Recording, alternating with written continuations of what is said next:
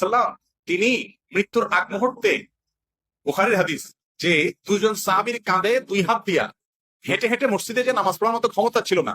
যারা মদিনায় গেছেন জানেন, ওনার খবরটা ছিল ওনার বাসা আর ওনার মেম্বারটা থেকে এখানে কতটুকু দূরত্ব, আমাদের প্যান্ডেল থেকে ওই প্যান্ডেলের মাথা এতটুকু হবে না, এত কাছে।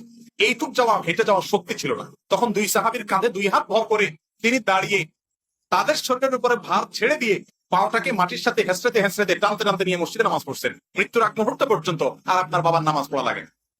এ বাবা কি বন্ড বাবা না? আল্লাহ কোরআনে বলছেন, ওয়াবুদ রাব্বাকা হাত্তা ইয়াতিয়াকাল ইয়াকিন, তোমরা আল্লাহর ইবাদত করো ইয়াকিন আসার আগ পর্যন্ত। বলে যে আমাদের বাবার ইয়াকিন এসে গেছে আল্লাহকে।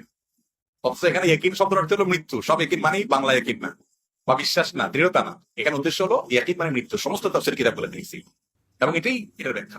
যাই হোক, তো যদি কোনো ব্যক্তি মনে করে যে তার ইবাদত বন্দেগী করা লাগে না, সে আফার লেভেল উঠে গেছে, এটা ঈমান ভঙ্গের কি হতে পারে? কারণ হতে পারে। ঈমান ভঙ্গের আরেকটা কারণ হলো জাদু।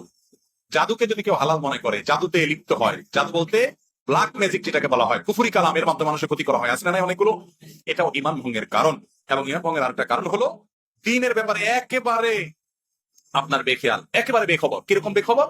ধরেন আপনার কখনো সে নামাজ পড়ে, কখনো দিনের কোনো বিষয় নেই, নাম কাজতে শুধু মুসলমান, আর ইসলামের কোনো কিছুতে তার মধ্যে নেই, এই ব্যক্তিকে মুসলমান বলার কারণ থাকতে পারে না, কারণ ইসলামের কোনো কিছুই তার মধ্যে দেখা যায় না। আল্লাহ তাআলা আমাদেরকে ঈমান ভঙ্গের কারণগুলো থেকে হেফাজত থাকার তৌফিক দান করুন।